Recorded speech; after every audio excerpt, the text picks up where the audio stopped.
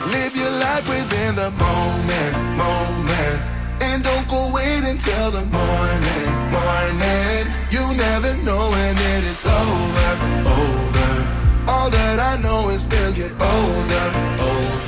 So let us dance this night away.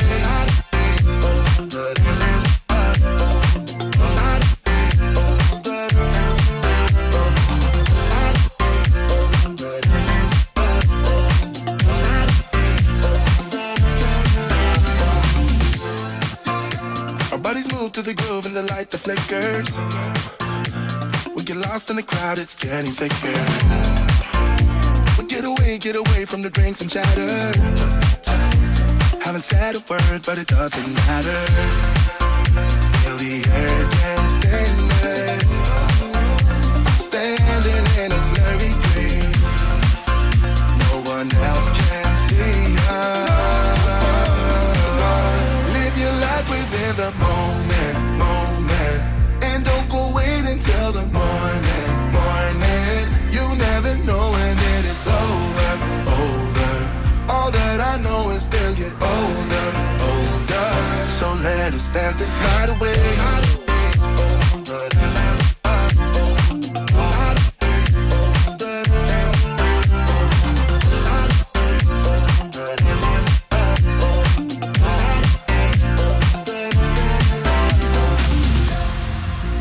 Feel the air get thinner. I'm standing in a blurry dream. No one else can see us. So let us dance this night away.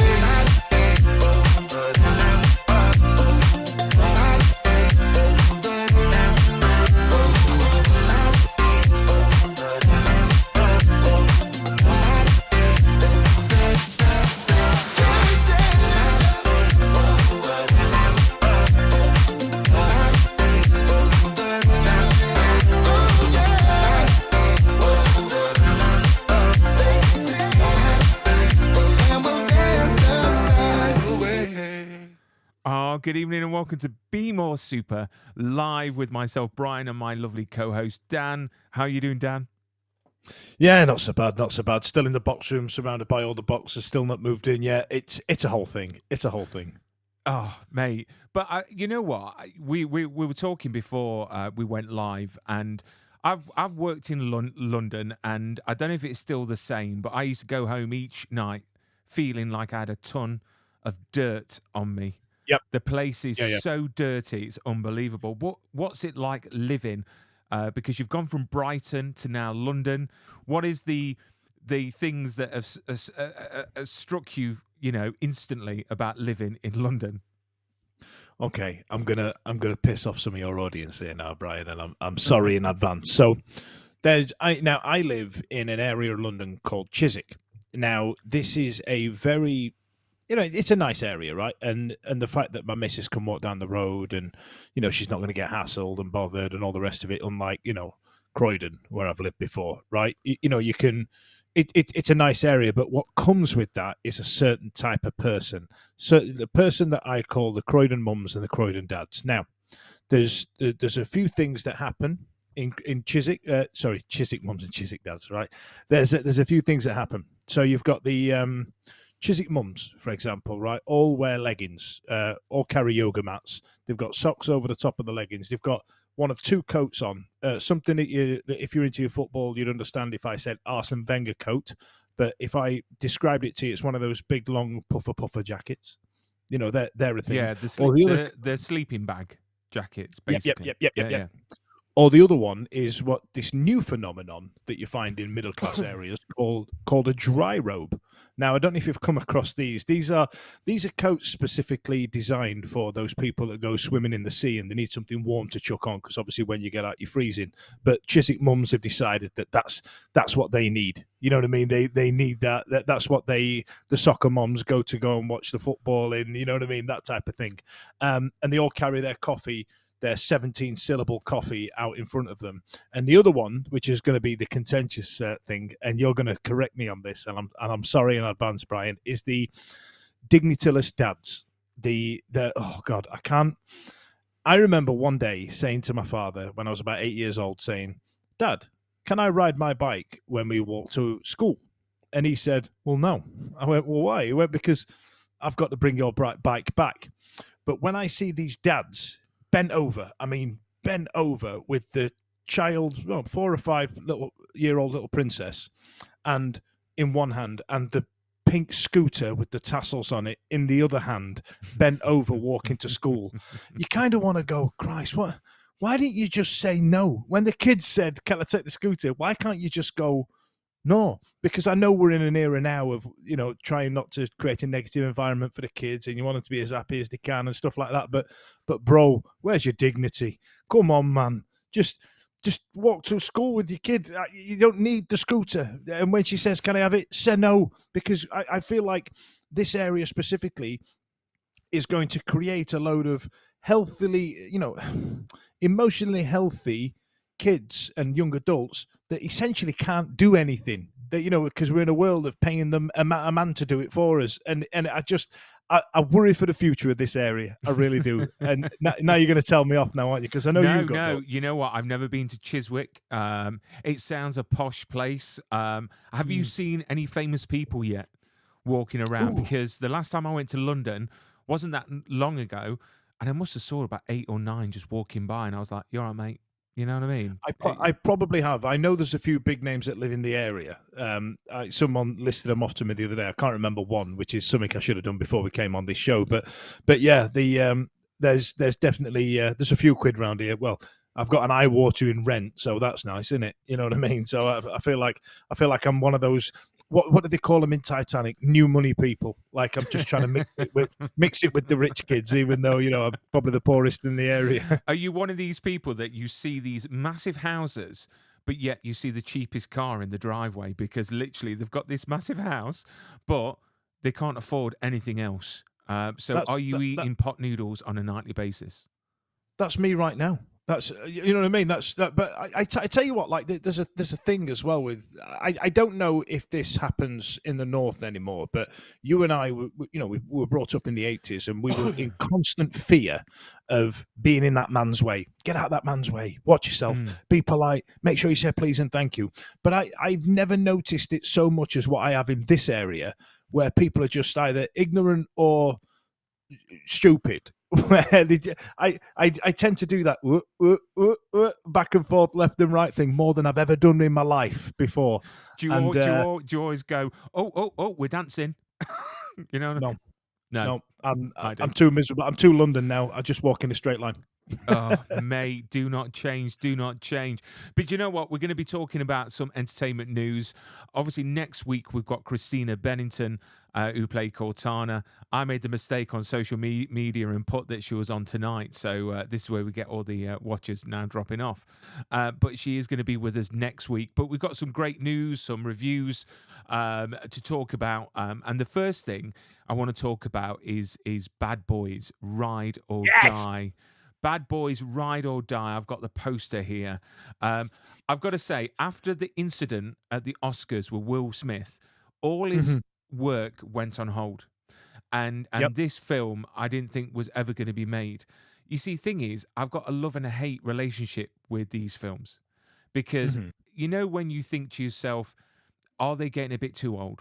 Is it getting a bit too much now? It's a bit like the Fast and Furious movies. Some of them are okay, some are absolute dire sort of trash, but with this one I don't know. But we've got the trailer, so let's have a look at the trailer of Bad Boys. Bad Boys trailer is coming out Right now. right now. Right now. Yeah, right now. Right now. Check it out. It's hot. Come on, Mike, slow down. We are late. My stomach, Mike. I need a ginger ale. Get a ginger ale and nothing else. Are those dogs fresh? Put them in yesterday. Give me one. Put some relish on that motherfucker. Open the register. Stay right there. Is that Skittles on the counter, Marcus? This ain't mine, Mike. Yes, it is. Shut the fuck up. Marcus, get in the car. He has a gun to my head. Want to deal with him? You want to deal with me? Sorry, sir, but I gotta go. Call 911. Aren't you the police? Hey, Reggie, you eat my snacks? No, sir. You ate my snacks, didn't you? You need to get a job. I'm a U.S. Marine, sir. Well, then you need to deploy. Dad, look. We now have evidence that the late Captain Conrad Howard of Miami PD was working directly with drug cartels for years. Captain Howard is being framed. What the hell? He's texting us from the other side. No, he's not, Marcus. If he's seeing this, I'm probably dead. Fuck! Fuckers! Fuck them all! I don't know how high up this shit goes, but I don't trust anybody. You're my bad boys. Now clear my name. You should be careful. You're being set up, detectives.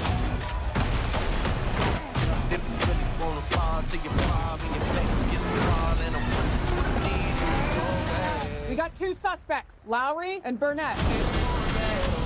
They're armed and dangerous. In 5, 4, 3. No! Windshield wiper fluid is flammable! I ain't no damn scientist. Y'all are some terrible fucking fugitives.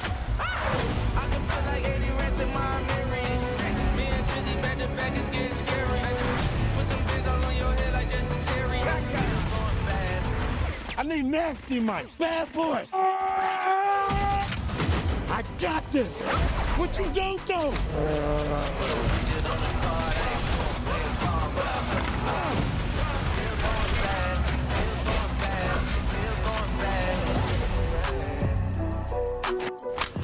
Are y'all still in our clothes? Just because we black, we still in your shit?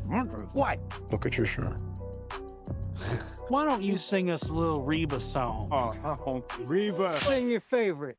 I'm a woman. So I'm a strong black woman. Strong. Yeah, I'm a- because she's not black. Yes. What you gonna do? What you gonna do? That ain't no Reba song. It's from her mixtape.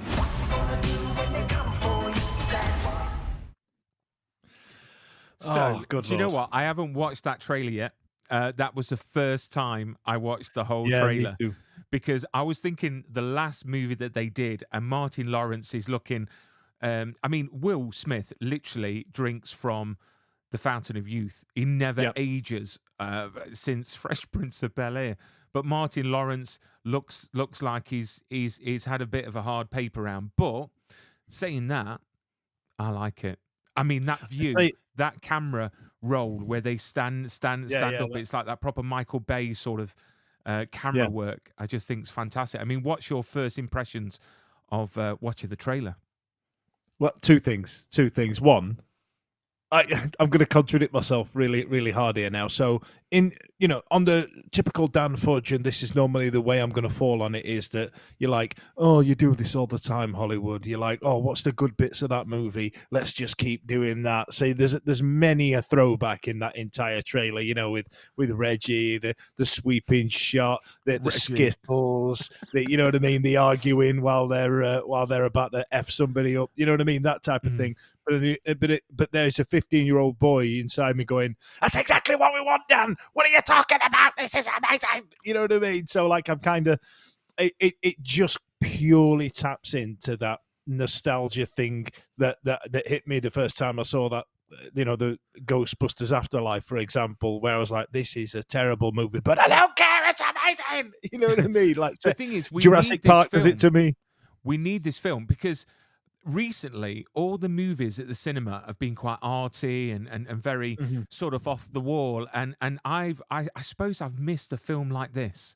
Do you know, where you could just go and there's good jokes and the action and the way they shoot these films are just epic. I mean, I just love the way first they shoot one it. blew me away. I thought it was incredible. Even Tia Leone didn't do me head in too much all the way through it. So you're like, you're kind of like, this is all right. Like, this is decent. I can get on board with it, but I know I'm going to regress 30 years just watching this film, and I'm excited about it. I watching that there, I thought the third one was a bit shit. I didn't particularly enjoy the second one a lot, but that looks like it's recaptured a bit of magic, and now there's a theme running through it. I just hope they don't flog it to death, or we have some dreadful torch passing scene where it's going to be the new bad boys, and it's going to be all about them going forward. Reggie. You know what I mean? It's going to be Reggie. Yeah. I love that scene with Reggie when he comes to pick up his daughter for the for the date, and literally that is like me on my daughter's first date. Do you know what I mean? Yeah. When he goes, "Do you like men?" or something like that, and he goes, "Yeah, you ever kissed a man?" No, sir. Would you want to? Like, you know what I mean? But You're a big old ludicrous looking motherfucker, ain't you? That's exactly how I'm going to be. But yeah, I mean, such a good film. And the thing is, I suppose they're not going to risk too much with it. I mean, I'm more scared of the new Beverly Hills Cop movie. I think for me, that being, I think it's on Netflix. Is it coming on Netflix? Is it? I tell you what, I just want to ask it. Given how woefully -2 stars out of 5 Coming to America 2 was, is that why you've got a trepidation about Beverly Hills Cop, or is it because the cast are so old and decrepit now? Because if you think about it, I think you see a few memes, don't you? That is it Rosewood and who are the other 2 coppers? Yeah, Reginald and someone Judge else. Reinhold and the other guy. The other guy is our age in that movie, and he looks 60. And it's the same with with Donald Glover in Lethal Weapon, where he's too old for this shit. He's like 42. You know what I mean? But I've got to say, Coming to America 2, I watched it, but I can't remember it. So when you just mentioned it then, I thought... I remember a dance routine. Had and they that's got about it. a sequel? And then I thought, I must have watched it. And it was that good, I remembered it, obviously. But no, so fingers crossed, Axel Foley does us proud. I mean, they are bringing back a lot of the original characters. I mean, especially the character that says Aquel. I love him. I think it's honestly, he's like the Boba Fett of the Beverly Hills Cop world, isn't he? Like, it's just an absolute ancillary character that people start quoting to each other, or people somehow engage with, and then he just because bear in mind, he just ran a shop somewhere, and they seem to manage to find an opportunity to shoehorn him in every time he comes back, and you're like, really, is this what we're doing now? Come on. But he is funny. He is funny. He brings something to it. But I've got to say, this film here was the biggest thing that I was worried about. And you know what? The original, to me, Patrick Swayze, I just think it's just fantastic. I mean, Patrick Swayze, anything that he's in, from Next of Kin to Ghost to Red Dawn. No, not Red. Was it Red Dawn? Which is the film that he was in? That he was in like the desert and he had swords. Yeah, Red Dawn with Jennifer Grey. Was it? Yeah, they'd done a bit together on that before Dirty Dancing, I believe. Right, okay. I mean, obviously, when this came out, it was epic. I mean, it had Sam Elliott, if I'm right in saying. Big old sexy Sam boys, man. I'm a bit annoyed they didn't reprise his character, but you know. I know, and I love everything that he's in, especially that 1883. I don't know if you've watched it yet, but an epic show. Really, really good. He's the new mayor in Family Guy. That's all I see him in. Yeah. But yeah, so obviously with remakes, we get scared because obviously the nostalgia kicks in and we'll instantly compare it to the original. So obviously this Roadhouse movie, amazing, great cast, great scenes. Even the guy playing the guitar, the blind guy that had the guitar on his lap, apparently he's a very famous guitar player, which I thought was amazing. But then they bring out a new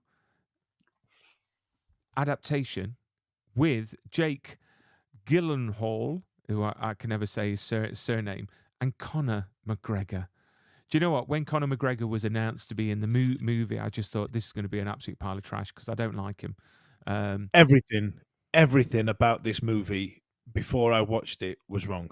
Like Jake Gyllenhaal and his sister are literally in a competition to see who's the worst box office drag. Nod to Family Guy for that sketch. Conor McGregor is one of the most dislikable human beings on the planet, And then given the way he's been carrying off in public, spouncing around with that box at Ebony Bridges and things like that, and there's clearly some issues with him.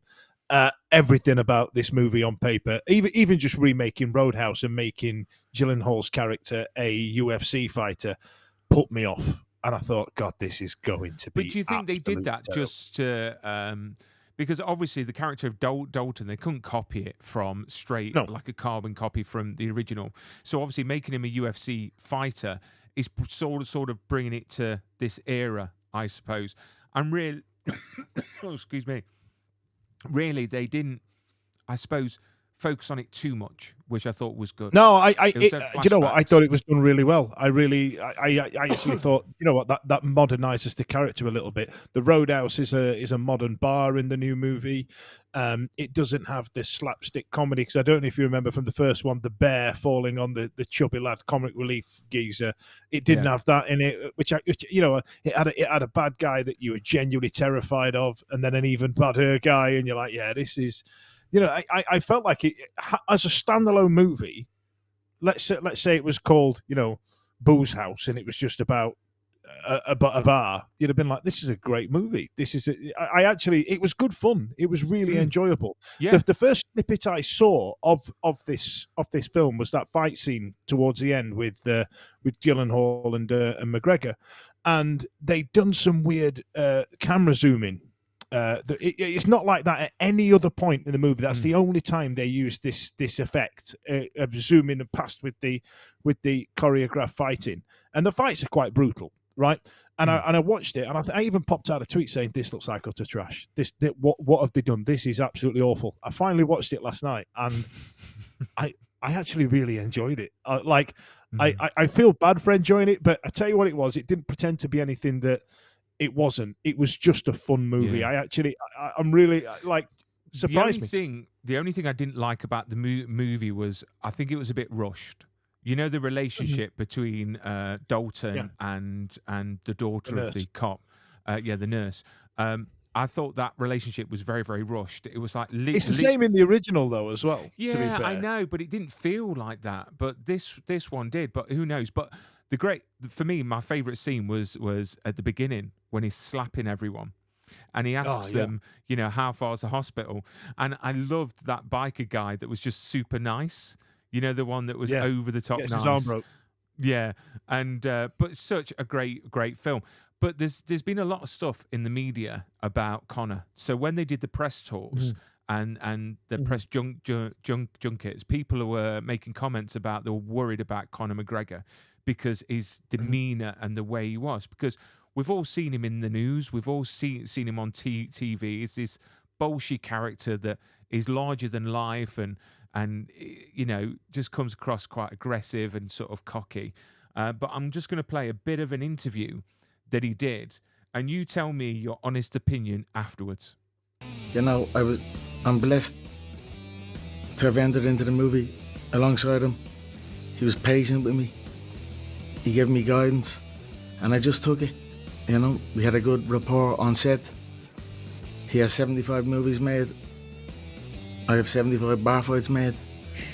And that's it. We had a good back and forth. Yeah. Okay. Thing is, right, if we didn't know a lot about McGregor's sort of past and his antics, that to me, the way he's acting is obviously muscular, and that could be quite typical of people with Parkinson's and people with. Right, you are being very diplomatic there. No. Wait till I go to the other side. But then obviously we know he's a bit of a party boy. So is this the result of drugs? Is this the result of getting too many knocks to the head? Is this, who knows? I mean, what is your opinion? I know what you're probably going to say, but do you think that he was having more than just Coca-Cola before the interviews? He was having original 1920s Coca-Cola. That's what he was having. So, if you listen to what he's saying in that clip, it's actually very succinct. He's humble. He's saying the right things. It's great, but given his body movements, the way he's slapping his tongue against the roof of his mouth, the way his eyes are absolute like saucers. You can't even see what color his eyes are. They are all pupil gone. You know what I mean? Iris is just gone. He is I work in the hospitality industry, specifically late night bars, and he is textbook. He is what you train your doorman and your bar team to look out for. Right. Let me take the volume down on him. We'll go over and we'll take another look. You know, I'm blessed. Okay. So yeah. So what color is his eyes? Brown. Are you sure? Because No. they are severely I feel sorry dilated. for Jake there, because Jake is sat there looking at him, and God knows what's going through his head. But it's just the movement of his shoulders. Do you know what I mean? It's just sort of like, it's very what's happening concerning. there? It's what's called tweaking. It's what they do. So, when someone is trying to overcompensate, that they're okay, that they're fine, they start shrugging. If you look at terrible child actors, namely Grange Hill, when they start talking, they start shrugging. And they're like, so what we're going to do? Let's go down here. You'll notice it on Hollyoaks. It's just what people do to try. Hey, look, I'm natural. Look how natural I'm being. I'm just shruggy. I'm just breezy. That's what he's doing. But because he's slapping his tongue, you can hear his tongue. He's ripped a fat one before he sat in front of that camera. And Gyllenhaal is sat there and he's being so patient and so lovely and listening to what he's actually saying rather than how he's saying it. Gyllenhaal, again, his acting is that's the best acting I've ever seen him do, if I'm honest. I quite like him. I think he's a good actor. But do you know what? Each to their own, as they say. But yeah, I mean, great movie, a great watch. I was quite skeptical, like yourself before. Everything on paper was wrong. Everything. Yeah. But it worked. I mean, the actors in it worked. Even the father and the daughter in the bookshop, I thought was really nice. Like little touch, and it's just a great film. It really, really is. And then I think we're going to do the sponsor's message because it's past. I would have normally a lovely video playing, but it's disappeared from my MacBook. It's gone. I don't know where it's gone. But you know what? Prop Store are our sponsors. Prop Store are a great company that sell and buy screen use props and costume pieces. They do some excellent auctions. They've got a great poster auction coming up very, very soon, which we're going to be having someone on from LA to talk about that as well. But if you want to get 10% off at the Buy Now section on their website, how would I get 10%? How do I get it, Brian? How do I get it? How do I get 10% off? To get 10% off at the Buy Now section on their website at propstore.com, it's a very simple. I'm just trying to find it now. It's a very simple code. It's very easy to. What's the code? Tell us the code. What's the code? It's Brian 10. It's Bryan 10. Very simple to remember. So you use that code and you get 10% off. So you know what? You could save literally, £100 plus easy. And they've got some great pieces from any and every show. I tell you what, if you're listening out there, ladies and gents, and you're thinking of spending money on this type of product, I want Brian to get a phone call from Prop Store saying, "Can you stop putting that code up because it's costing me a fortune in discounts?" That's, you know what I mean. That's what I want. Yeah. Well, the thing is, at the end of the day, I mean, it's a great birthday present, Christmas present, bar mitzvah present, you name it. If you've got a loved one that loves Star Wars, loves Batman, loves any sort of film, Gladiator, they've got everything from every movie. And if they haven't, the great thing about Prop Store, you can reach out to them and say, I'm looking for, a piece from this film or this TV show. And they'll put you on like a list. And as soon as they get the pieces in, they're great at communication. So they'll get in touch. I'm already on too many lists. I don't want to get on another one. Oh dear. Well, we won't talk about that. But anyway, Star Wars. Star Wars is everyone's favorite series of movies and TV shows. I'm just rewatching Obi-Wan Kenobi. Do you know that was good, wasn't it? That was such a good show. Oh, it's getting so good. You know what? I've got to say, if you have watched all these series like Ahsoka, Mandalorian, and Obi-Wan Kenobi, and Book of Boba Fett, I urge everyone to watch it again because do you know what's interesting there, Brian? You listed them all apart from the worst one because it's like you've eradicated it from your memory. Andor. It got it shite, innit? It shite. Well, even Bill Skarsgård even said that Andor's more like a Star Wars series for the adults. It's a lot drier. It's a lot. I enjoyed it. I thought it was okay. Andy Serkis in it was fantastic. The lead character. What's his name? He was in Dirty Dancing too. It's just him mumbling his way through. I just couldn't get on with it. You know when some people just fail in a lead role. I'm not saying he's shite in everything, but in this, it's just not him. It's the same. It's the same as what's the guy in Tenet alongside Robert Pattinson Denzel Washington's son. Yeah, he's great in everything else I've seen. Just in Tenet, it was just a bit. Just didn't. You're not a leading man. Thing is, with Andor, I think that we've all got our favorite bits of Star Wars, and it's always going to be droids, lightsabers, and spaceships and everything like that. And Andor was more grounded, and it was more story based, not visual in my eyes. I mean, it was very well made still. I mean, I can remember in the news they were making it on the coast, weren't they? Was it in Brighton or Bristol or somewhere like that? Yeah, it weren't my way. I think it was Bristol way. Was it? And but anyway, so I would urge everyone to watch these programs again because you will see stuff that you missed. Like in Obi-Wan Kenobi, there's loads of like little Easter eggs in the back that I missed.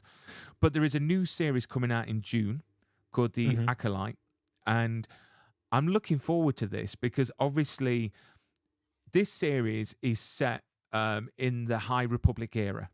So this is where it's more based on the mystical elements of the Jedi. So it's going to be a lot more. I don't know. You're going to see a lot more Jedi. You're going to see a lot more lightsabers. There's going to be a lot more action. I mean, from the trailer, literally my jaw dropped because not only is the trailer amazing, I'm going to play it in a second, but it's got Carrie-Anne Moss in it, which anyone that knows that name, The Matrix. You know what I mean? Trinity. I'm so excited to see her in this show and what her character is about. And then obviously the young girl that was in Logan that played, the young. I'm intrigued to see what she goes forward and gets into. Well, let's have a look at the trailer. And if anyone's watching and you want to give your views on the trailer and what you're looking forward to, let us know. Close your eyes. Your eyes can deceive you. We must not trust them.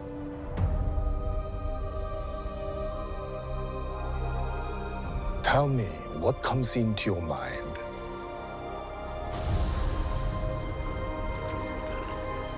Life. Balance. I see fire.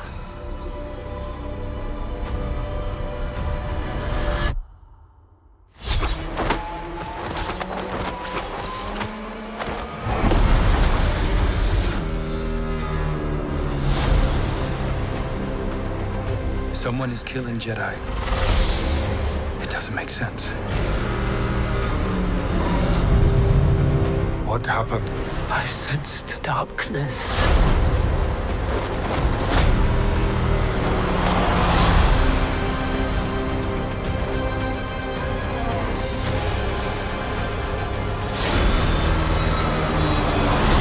This isn't about good or bad. This is about power and who is allowed to use it. What is that?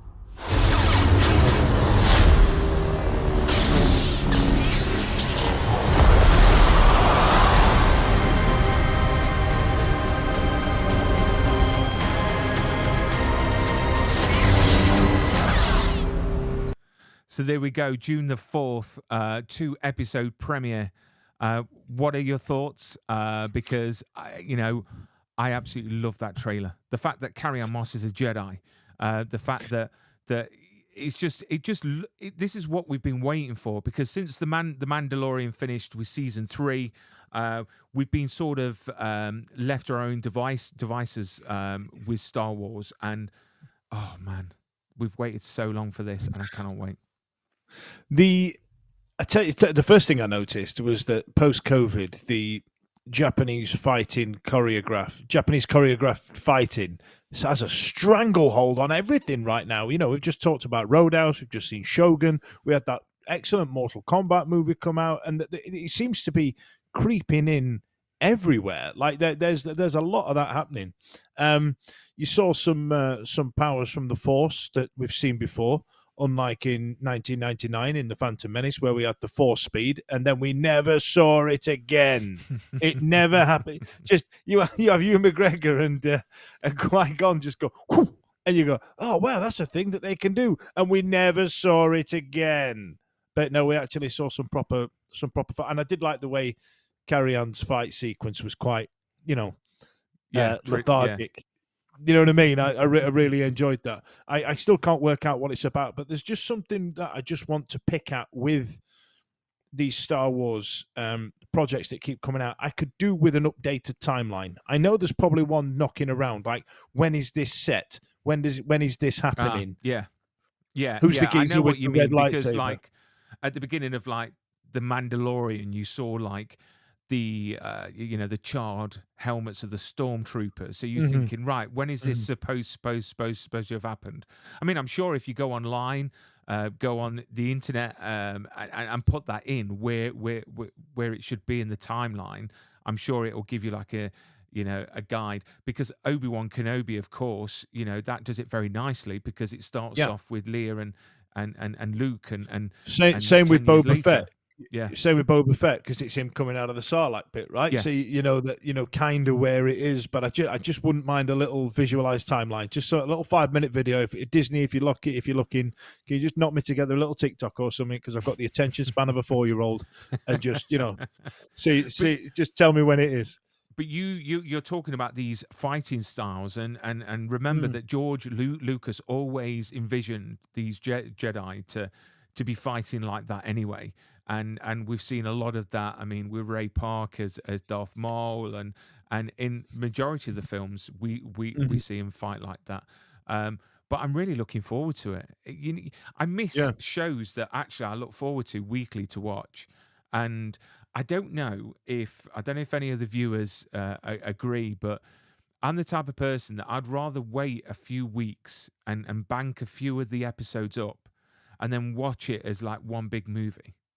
Because bollocks. No. I want them to release it all. Let me give you 2 examples, right, of where it's pissed me off. So you've got the first season of Jack Reacher just dropped into Amazon, and I rang up work and went, I'm not coming in, and binged it the entire day, and it was everything I ever wanted it to be. The second season of Jack Reacher, obviously, it's never going to have the same magic, and you're still not excited, but to wait weekly for episodes just did me head in. It really annoyed me. And then, to give you an extreme example, Invincible.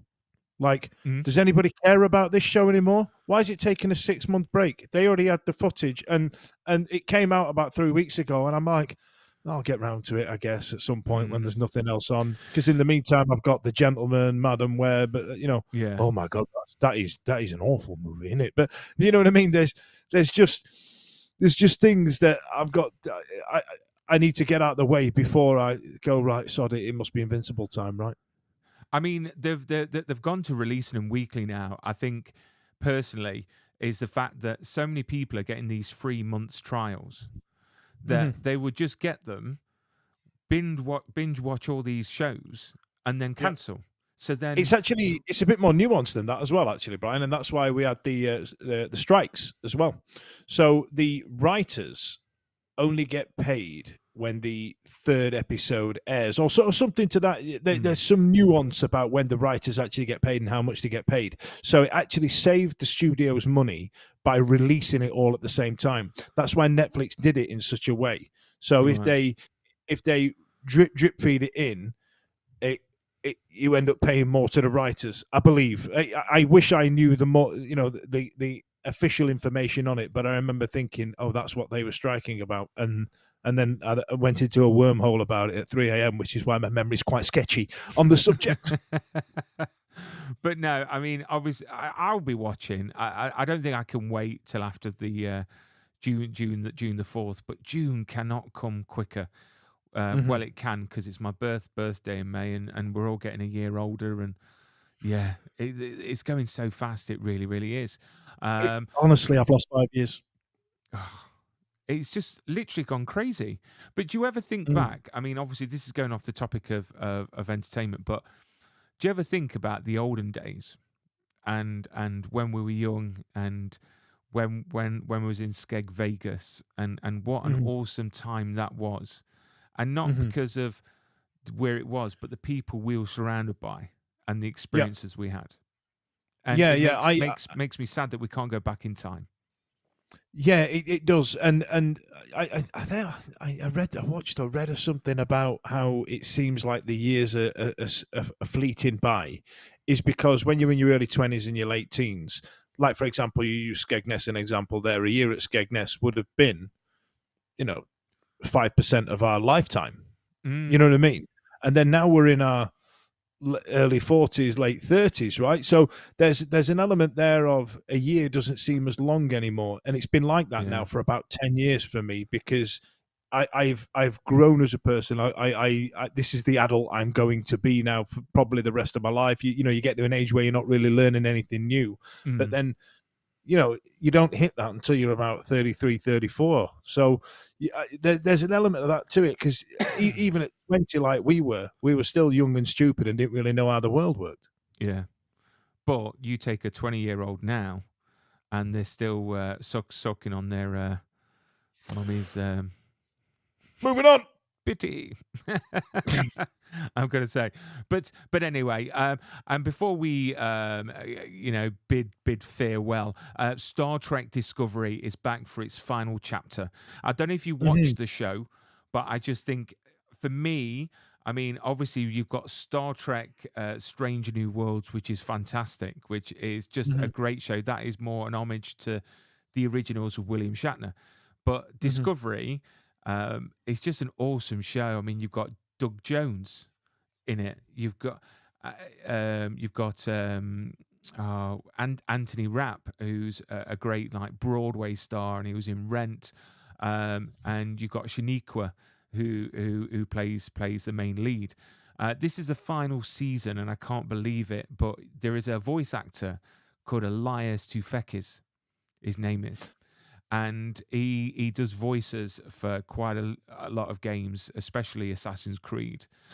He's been on the show before, so I'm going to try and get him on, because he plays a great character in the final season. But we've got Section 31 to look forward to as well, which is going to be a standalone movie.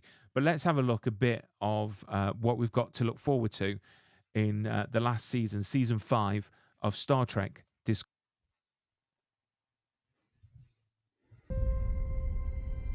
It has been a hell of a journey. But everything ends someday. The Discovery is my home, my family. We've always been able to find answers together. Being a part of a crew, being where you need to be, when you need to be, that's Starfleet. Last dance? I shall follow your lead. The greatest treasure in the known galaxy is out there.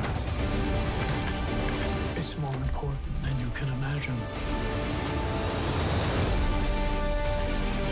We're on a search for one of the greatest powers ever known. It could be very dangerous in the wrong hands. This clue is the most important thing. We have to keep it safe. Let's fly.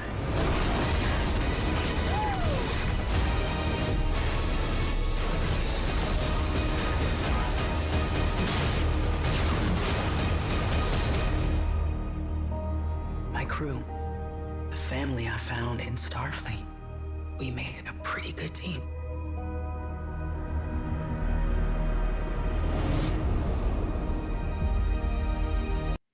So yeah, so April the 4th, that is streaming on Paramount Plus, and I can't believe it's the last one. So I'm going to do my utmost best to get some of the cast, like Wilson Cruz, who we've had on the show before, who plays the Doctor, and then try and get Doug Jones on the show as well. I mean, from your view just then watching that, I mean, how epic does that look in the way of movie quality? Because it's crazy to think, go back 20 odd 30 years when we were younger, and what we saw on TV, to how these teenagers and kids now and what they've got, how dramatically different it is. Yeah, what they perceive Star Trek to be is completely different. And you know, we had the announcement today that there's going to be another installment of the reboot with Chris Pine a couple of hours ago. It's going to be the final one, the final film of that I really am happy about that, because they finally introduced Khan with Benedict Cumberbatch, and you know, and I felt like it. And then we had the sad passing of Chekhov, and you kind of think, you know, I want to see this rounded off a little bit, and I'm glad they're doing it. But yeah, what the kids are seeing as what Star Trek is, and to us, it's William Shatner in a girdle, or Patrick Stewart drinking Earl Grey tea, or Riker getting off and on chairs in a really weird way. You know, there's a, you know, but the thing is, back then though, that was amazing. Do you know what I mean? Back then, when that came out, I thought Next Generation was a little bit like, it was a bit too political for me. There's a lot of talking, and it kind of lost me a little bit. I know that I've dipped in and out of Star Trek over the years, but I really did enjoy the rebooted films. But that actually looks incredible. Did you ever watch Enterprise? No, I didn't. I've dipped in and out. I've seen bits, but I tell you what it is. Star Wars, and God, I'm going to bring this up in the same sentence, and the geeks are going to go nuts. But Star Wars does really well in marrying in characters and references to characters that we already know and love, and then it extends that universe. For example, Boba Fett. You know what I mean? Like, even if you think of Obi-Wan, right? He's a guy that gets boshed up after about 45 minutes in the first movie, but he's become this huge character, right? Darth Maul, for example, is essentially an ancillary character played by a stuntman, but we've now extended his universe in some of the animated series and stuff like that. With the way that Star Trek lines itself up, it's just like, right, here's another group of geezers on a ship. And you kind of go, oh, so I've kind of got to really start again and build these relationships up. What I'd like to have seen is a bit more connection between the series, so there's some characters kind of overlap, and then we extend the universe a little bit. But it doesn't do that. It kind of goes, here's some new geezers for you. Crack on. Yeah, I mean, in Discovery, you do see Pike come into Discovery. Now, obviously, he's in Strange New Worlds.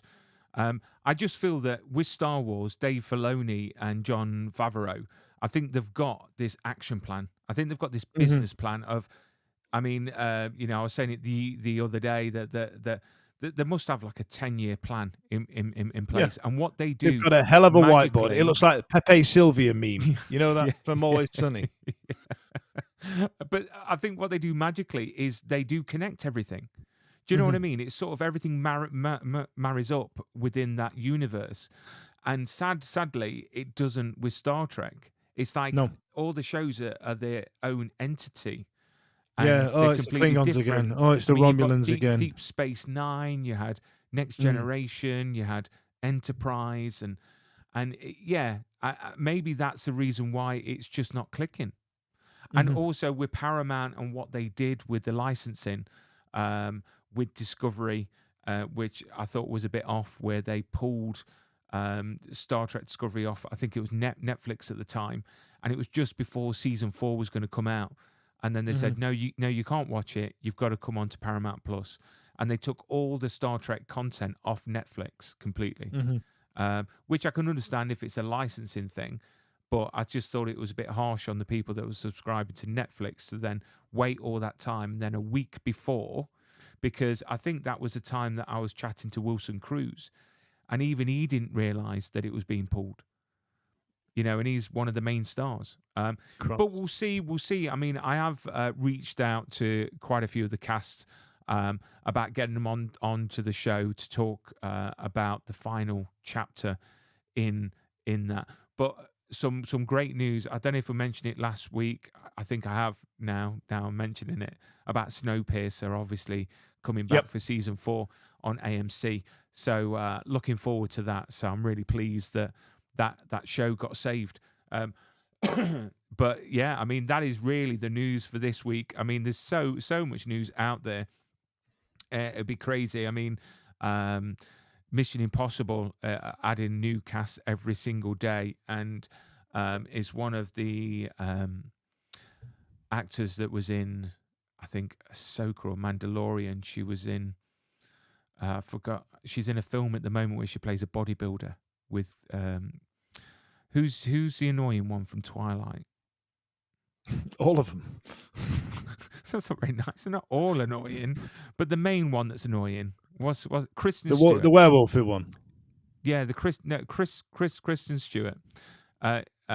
She's in a film with her, and this actress plays a bodybuilder.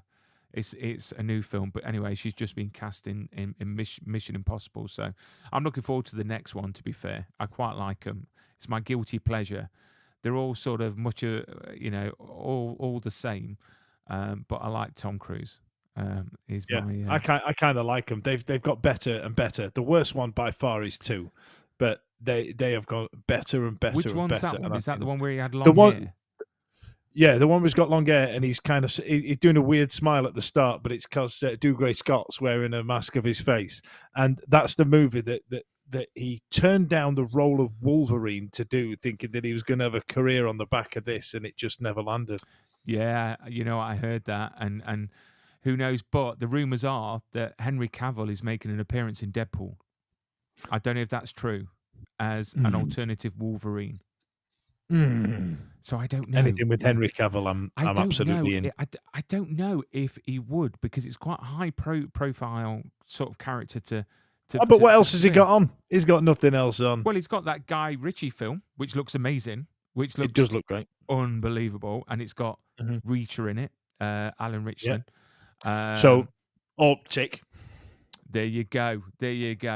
But again, thank you everyone that's been watching. If you haven't subscribed to the show, please hit subscribe and follow us. Christina Bennington is going to be on next week.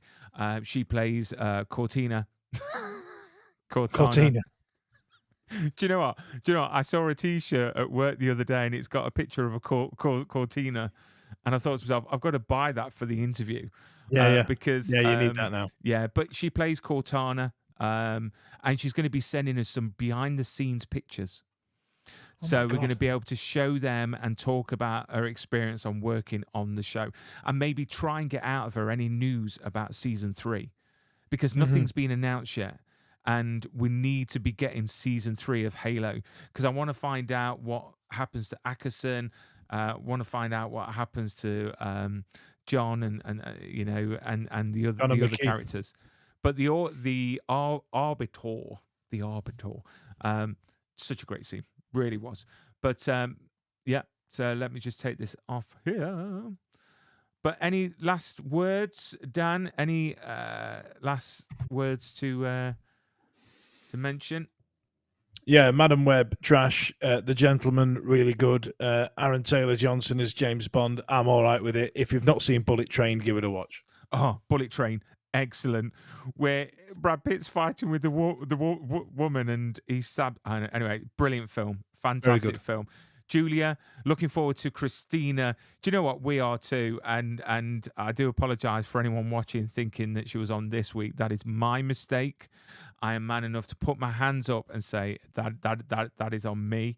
But yeah, James Bond, who knows? But yeah, look after yourselves, keep safe, and we'll see you next week. I have got an interview coming out this Sunday with Patrick Akeem, who's a comedian from Montreal in Canada, and he's such a funny guy, and we had a great conversation. So that's going to be released this Sunday on the channel. But Dan, I'll see you next week to chat to Christina.